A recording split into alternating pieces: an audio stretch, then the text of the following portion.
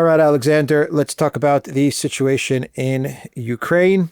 Maybe give a quick update on what's going on the front line, the situation in Pakovsk, the big Russian drone and missile strikes into Kiev and Kharkov and also the west of Ukraine, and also Ukraine continuing to launch drones into Russia 5 nights in a row.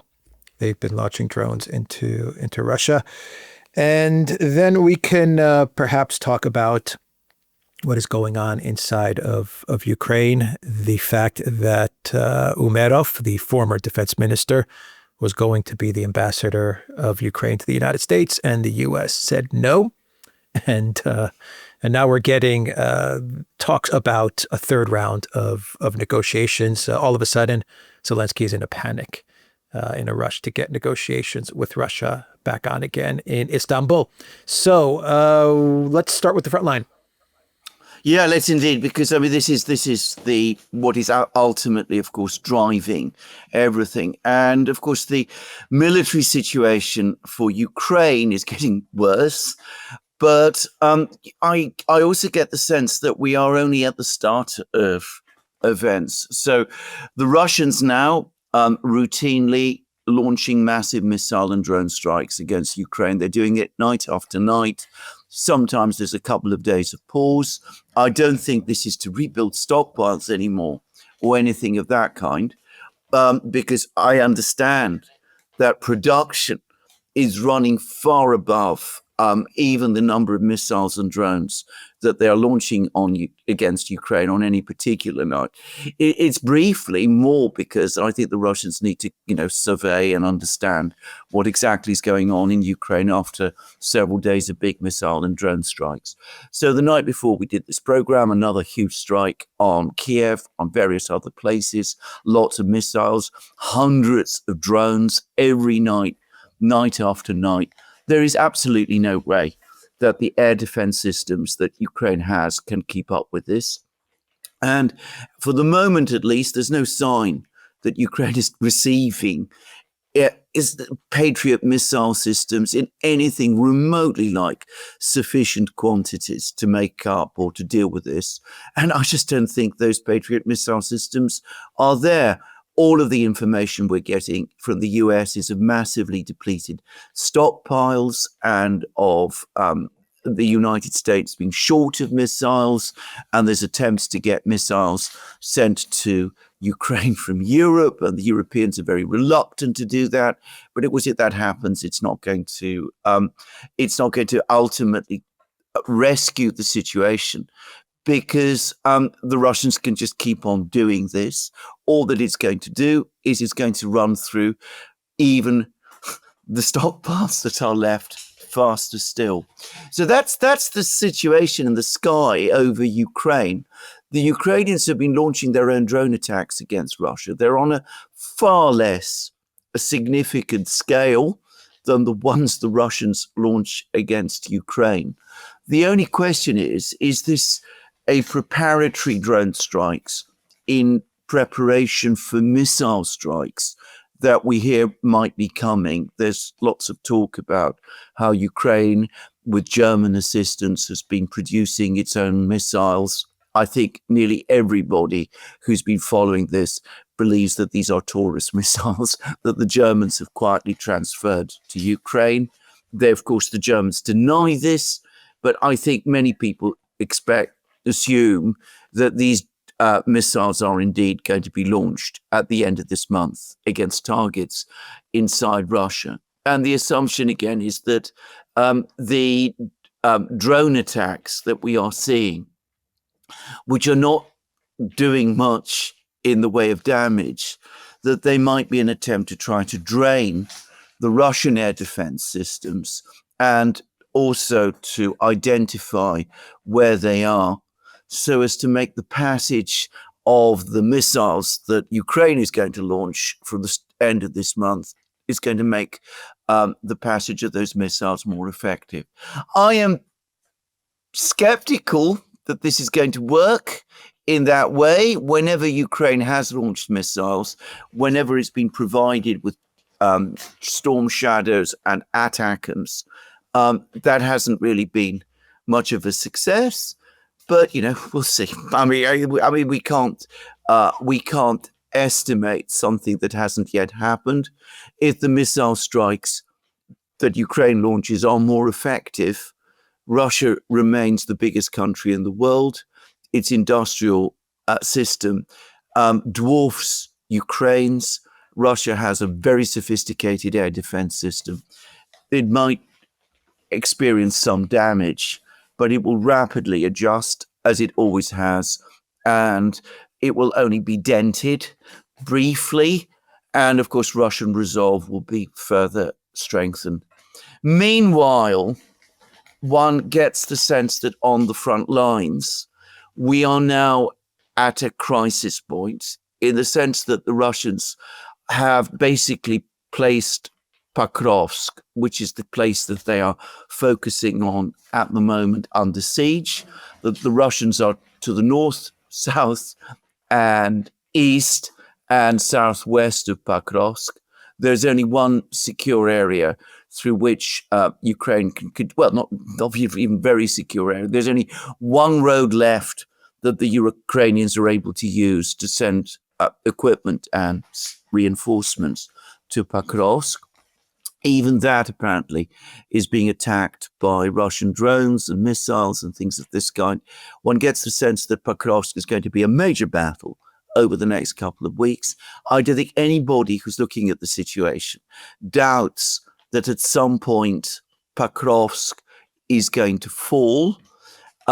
When you look at where Pakovsk is located and the fact that it is, again, a major logistical place, if Pakovsk falls, I think this will deepen the Ukrainian crisis in the remainder of Donbass, and the Russian army is getting bigger as well.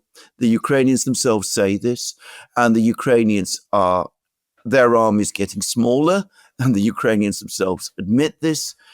So a major crisis is building up on the front lines, and I'm focusing on Pakovsk, but it's not like it was earlier in the war, where the Russians would attack in one place, Bakhmut, Avdiivka. The rest of the front lines would be relatively quiet, because actually the Russians are attacking everywhere else also. And again, that perhaps tells us more than anything the degree of imbalance in the military strength of the two parties. And in every place where the Russians are attacking, they're making progress, they're achieving advances. So we are looking at a major operational crisis, both in the sky and on the ground. Yeah. So Zelensky's going to buy some time with this meeting, the negotiations, right? Yeah. He's going to remove some pressure that he's getting from the Trump administration by pushing for negotiations, which is something the Trump White House wanted to do. They wanted this third round of negotiations so they can keep the deception going that there are some sort of mediators in this conflict, right? This is the theater of it all. While what's really happening is Kellogg, Zelensky, the Germans, they are planning to strike Russia, and maybe even Moscow with or as deep as they can get. Yes. into Russia with the Taurus missiles, or the Ukraine manufactured missiles that have to be delivered from Germany into Ukraine. Okay, the whole thing is ridiculous. I think everyone understands what these missiles are. And you even had the other day the German Major General Freuding say that Ukraine should launch long-range missile strikes deep into Russia. So I mean, everyone sees what's coming. I agree with you. Perhaps these drone strikes into Russia are about trying to identify certain areas to target, to try and perhaps drain whatever Russian air defense systems are around these targets in preparation for the Taurus-like the Taurus-like missiles, right? So what does Russia do? This is Germany attacking Russia. Yes. Will Russia, as they do with the United States, will Putin play along in this theater like he plays along with the U.S., that the U.S. is a mediator and they're not involved in the conflict and all of this stuff? Putin and the entire Russian administration goes along with it. Are they going to go along with this German deception? Well, who knows? I mean, I think that a lot will depend, and again, I suspect this is true with ATACMS and Storm Shadows. A lot will depend on how effective these strikes are. If these Taurus missile strikes do actually hit targets in Moscow, start causing real damage, start killing Russian civilians, then I think the Russians will indeed start to get really the pressure in Russia to respond. The Storm Shadows did that in the beginning. The Storm Shadows, but I mean they didn't do much in the way of damage. But they did in the beginning. They did slip through. I mean, especially in Crimea, I believe Yes, but for reasons which many people find surprising, the Russians always made a distinction between Crimea and the Donbass and those places and pre-2014 Russia. They always said, that Crimea, Donbass and all of those, they accept that that's a theater of war, whereas pre-2014 Russia is not, apparently. So, I mean, this is something that they made clear way back in 2022. When the missile strikes against pre-2014 Russia with the Storm Shadows and the ATACMS happened in the autumn, they proved completely ineffectual. So I think the Russians took the decision then that they were going to shrug their shoulders and let it go. Now, if it is the same with the Taurus missiles, if the Taurus missiles prove similarly ineffective, and I get to call them Taurus missiles because, as you rightly say, that is exactly what they are. I mean, I think we should not. I mean, others can go along with this pretense, but there's no reason for us to do so. If these Taurus missiles are as ineffective as the Storm Shadows and the Scalps and the ATACMS were, then I think the calculation in Moscow will be that the best thing to do is just to brush them off, to keep doing what they're doing. They're continuing to win the war. They're advancing. They don't need to respond and escalate the situation in a way that would not be to their advantage. If the Taurus missiles do go through and do start inflicting real damage, then the pressure to respond will be very, very strong. And I noticed that Zakharova, the Russian Foreign Ministry spokesman, was careful to remind everybody that the Russians, that Putin has said in the past, that if missiles are launched at targets in Russia, Western missiles using Western technicians, then the Russians do reserve the right to retaliate against targets in the West. So I think that we'll see, and I think a lot will depend on the effectiveness of these missile strikes.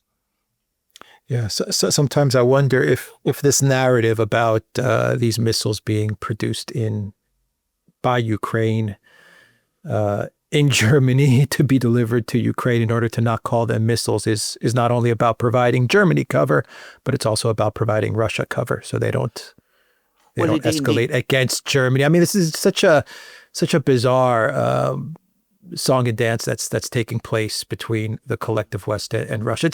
It almost gives the impression of a conflict that is, to a certain level, managed. Well, indeed. I mean, isn't it? I mean, well, absolutely. I mean, this is not the first time this has happened. And I give an example, which is during the Korean War. Over the course of the Korean War, the Soviet Air Force, as we now know, became directly involved. Soviet pilots and Soviet fighter jets started to engage American fighters and American fighter jets and were shooting down American aircraft.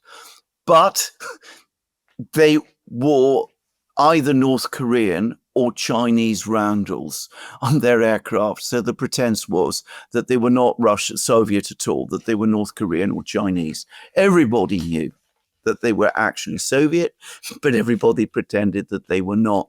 Of course, the fundamental difference this time, And what makes this different from every previous superpower conflict is that we are talking about an attack on the actual territory and potentially even the capital of one of the superpowers that is involved. This never happened during the Cold War. In fact, I would go further and I would say that during the Cold War, it was unthinkable. It was unthinkable that the United States would have countenanced missile strikes against Moscow. And it was unthinkable that the Soviet Union would have countenanced missile strikes against Washington by any one of their proxies. So, this is the enormous red line that the Western powers have already conceptually crossed. Now, coming back to the fiction, whether these are tourist missiles or not, the Russians have actually said that they're not going to go along with this pretense. The moment a missile is shot down, they will be able to tell from the components who's made it. So apparently they're prepared to go out publicly and say that these are in fact German. Yeah, they may say they're not, though, as well, to keep the theater going. Well, right? well, I mean, it's for possible. For the moment, they are saying that they won't. Now, the other thing to say is, if they are tourist missiles, the report I've heard is that we're talking about 150 in total. And even if they do get through 150 missiles with not particularly big warheads, are not going to do a significant amount of damage against a country the size of Russia. I agree. But it's still crossing a red line that was unimaginable just 3-4 years ago. And I believe Merz is ready to cross that red line. Oh, yes, absolutely. He is. I mean, clearly I'm just thinking about everything that you were saying. It's Germany launching missiles into Russia. Yeah, absolutely. Yeah. That's what it is. Yes. So, and I think Merz is ready to cross that red line. And I guess they've convinced Trump that this is the way to go. You're going to have the negotiations. You have Umerov, and you may want to get into that, who was going to be ambassador, and then the U.S. turned him down. So I think you have a whole distraction of negotiations and peace taking place. And I think my opinion is that a lot of this is distraction. You have this 50-day ultimatum. Now it's at 40, 45 days or 44 days, whatever. But, what's really going on is the Europeans, and a lot of the European media is reporting this. They have managed to convince Trump to go along with their thinking on Project Ukraine, and Merz, being the most hawkish of all of them, is absolutely committed to striking Russia, the Russian Federation. I mean, he's committed to it. Merz has not hidden the fact that he wants to take Germany into a conflict with Russia. Maybe not immediately, but definitely in the future. And even NATO commanders are saying 2027 is the date that the war will break out, not only with Russia, but also with China, by the way. Anyway, your thoughts on this, so you can wrap up the video. Merz has gone even further than you said. I mean, he's actually said that he's not afraid of a war with Russia. He said that he understands that many other people in Germany are, but he himself is not afraid of such a war. I mean, that is the rhetoric, that is the extreme rhetoric which he is currently using. And remember, I am in touch with people in Germany, and the sentiment there is doesn't share his feelings.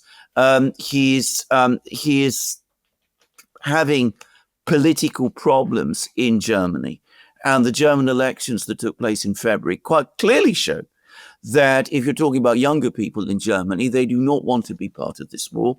They're not lining up to volunteer for the German army, which is why there's talk of conscription. And can I just quickly divert briefly to talk about the appointment of the Constitutional Court judges that has been talked about quite recently, and which has triggered another crisis, a kind of mini crisis in Germany, which is affecting Scholz. A lot of focus has been upon the opinions of especially one of these judges on the abortion issue. I think this is a complete misreading of it. The reason there's been this attempt to get these judges onto the Constitutional Court is that one of them quite clearly has made known her belief that the AfD should be banned. And that's what this is all about. I'm immobilizing Germany, basically closing down all dissent and disagreement against this policy, getting the Constitutional Court itself to rubber stamp it. I think this is what this is all about ultimately. Anyway, let's come back to the issue of the Trump administration, what Donald Trump is doing and all of this. To be straightforward, I think what has happened is extremely simple. The Europeans have bribed Trump. They are saying to him, look, we'll buy all these weapons from you. You can stay completely out of this. We will deal with the Russians all by ourselves, and we will pay you money so that we can go on doing this. We will pay you money because we will buy weapons from you for Ukraine. We will pay money because we will increase defense spending to 5% of GDP, and we will have to buy weapons from you. Also, Trump, and I mean, when I say bribe, I don't mean that they bribed him personally, but he's very susceptible constantly to this idea that if he can cut good financial economic deals for the United States, that somehow is doing something good for the United States. We saw that with the mineral rights deal, which basically disintegrated in his hands. But he nonetheless went for it, and he's going for this one as well. He's gone along with this idea that the United States can stay out of the conflict, but it can provide weapons to the Europeans. It can look the other way whilst the Europeans do whatever they do. And in the meantime, the United States can make money out of it. It doesn't work like that. And I think on top of everything else, he's also got the constant pressure from the people in the Senate, from Lindsey Graham and Richard Blumenthal and the others. And I think he's very nervous about that. And as we discussed, and we've discussed in many programs, back in April, he could have stopped it. He didn't stop it. It's now developed a life of its own. He's been maneuvered into this policy of threatening the Russians with further sanctions and Russia's trade partners with further sanctions. He's making all sorts of noises about the BRICS, which bear little relation to reality, about how he's intimidated and frightened the BRICS. I don't think he wants to be in an economic war with China again. I think he wants to try and use these 50 days again to achieve some kind of a breakthrough. I think he imagines that the missile strikes on Moscow might do that, might push the Russians in that direction. I think he's hoping that over the next couple of weeks, the Russians will climb down and will agree to his demands for a freeze of the conflict and for a ceasefire. And I think that's why he stopped Umerov's appointment as ambassador to Washington. And I think that that's why he's told Zelensky to restart the negotiations in Istanbul, because Zelensky, over the last couple of weeks, had been saying that he could see no point in those negotiations in Istanbul at all and wasn't willing to restart them. And the Russians and Erdogan were saying, where are the Ukrainians? Where's their response? But now we have the response. And I think this is what it is. I don't think Zelensky has any belief in these negotiations. I don't think the Europeans have any belief in the negotiations either. I think that the hardliners in Washington don't believe in these negotiations at all. And I think that the negotiations are simply taking place not to string the Russians along, because I don't think the Russians have any doubts or are uncertain about the realities of what's going on in Ukraine and what the Europeans are up to or anything of that kind. But basically, it's another part of the game of keeping Donald Trump on side. Yeah, you're going to get the negotiations, the third round, and what's going to happen is that Zelensky and the Europeans and the U.S. and the entire collective West mainstream media is going to say that Russia refuses peace and they won't agree to a ceasefire. That's what they're going to say, Yeah. and Russia's going to try to get their message across. Root causes, Istanbul Plus. June 2024, what we talked about is our terms, and no one's going to listen. I mean, this is what it's going to be. The message is going to be in the collective West is going to be Putin refuses peace. He refuses a ceasefire, right? They're not going to get into the details, unconditional ceasefire. They're not going to explain the context of the story, anything like that. That's going to be the message that we're going to get from the third round of negotiations. Once again, Russia plays along with this, though. So, I mean, there's nothing much that you could say. Trump is then going to issue angry statements. Putin refuses peace. He refuses a ceasefire. He's going to get more frustrated. Long-range missiles will be launched, most likely, will be launched into the Russian Federation. I agree with you. Most likely Russia will brush them off. What next? Another red line crossed. A Trump that is more and more frustrated, Lindsey Graham whispering in his ear to keep on escalating. Now we're getting talks about BRICS and China and India and Brazil having to pay tariffs, not to stop funding Putin's war machine. This is what Lindsey Graham is saying. Well, Trump is pretty much saying the same things.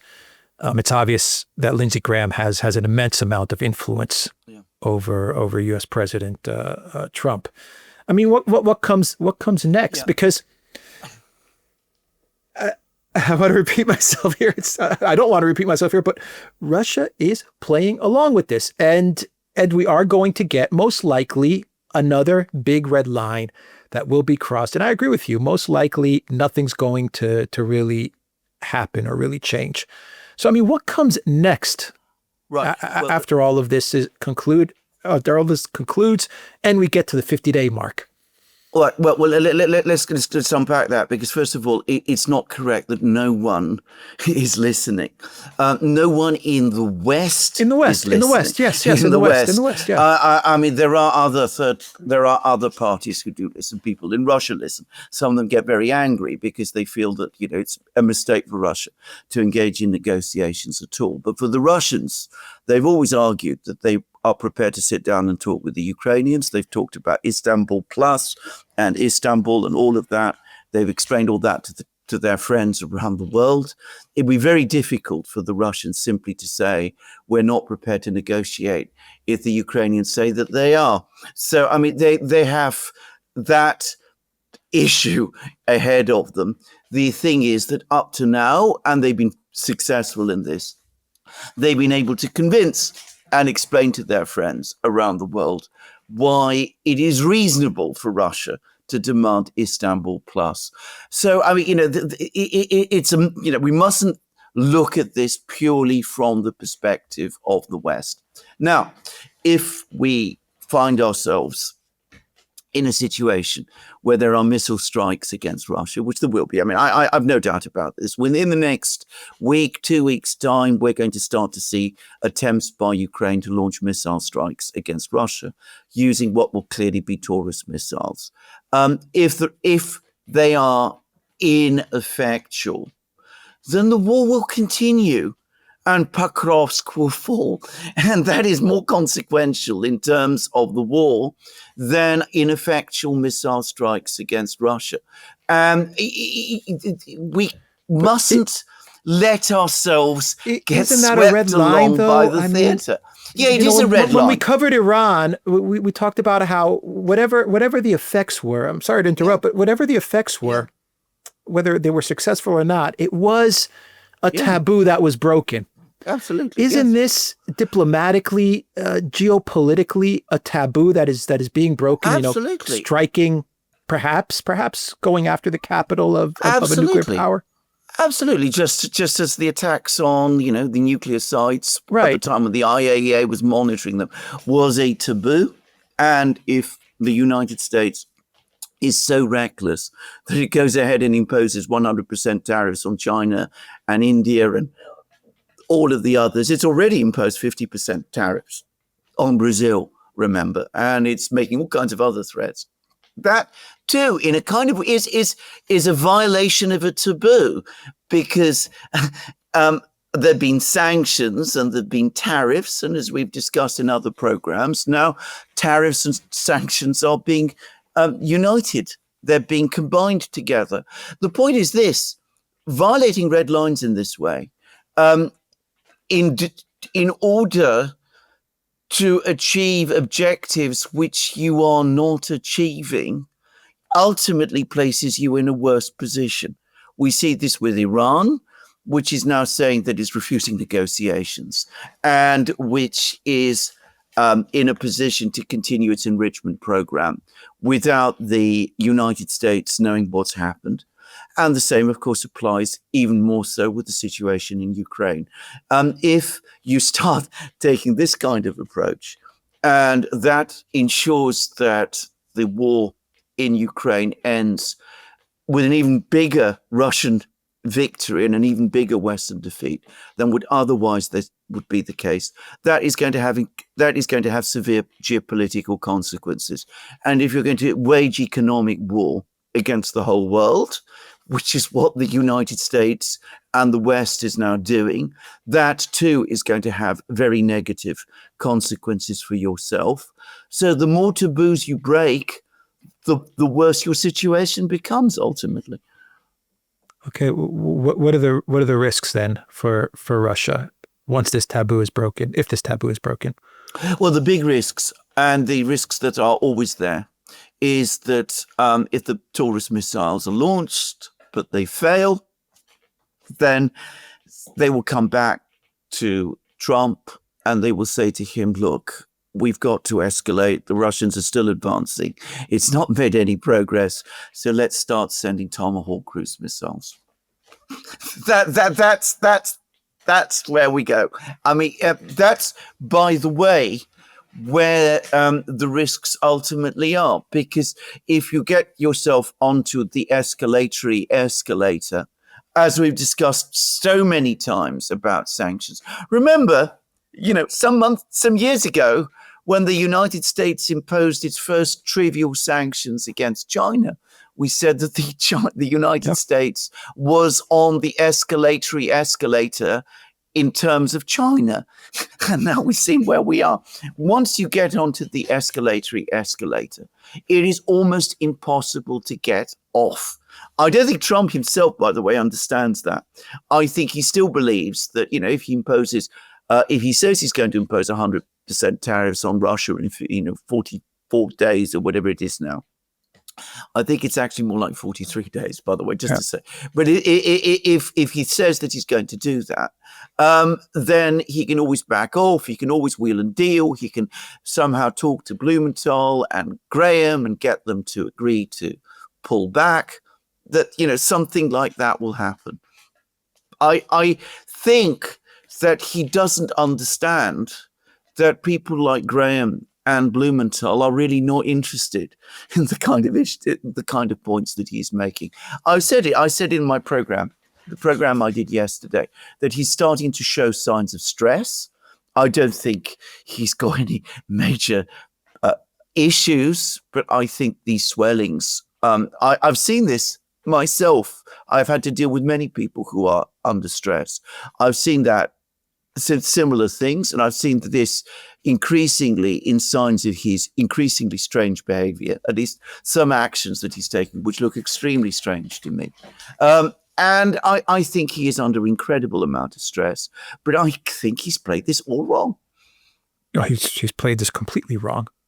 Absolutely. And I think his number one concern now is when it goes back to what you said about the Europeans bribing him or convincing him that they're going to take care of the war. I think this is ridiculous for a U.S. president to actually believe that it's the Europeans that are going to handle this conflict with Russia. I mean, the Taurus missiles, the German military commanders to fire them. I mean, you need U.S. satellites and U.S. intel. And of course, behind all of this is NATO, and behind NATO is the United States. So, I mean, whatever Merz and Tusk and Macron told Trump, we'll And take care Kellogg. of this. And Kellogg. And Yeah, and Kellogg. Kellogg, yeah. We'll take care of this. You're just going to make money, and this is going to be a big win for America first, because you can go back to your base and say, look, I got the Europeans to pay for the weapons, something that dumb Joe Biden did not do. He was just giving away the weapons,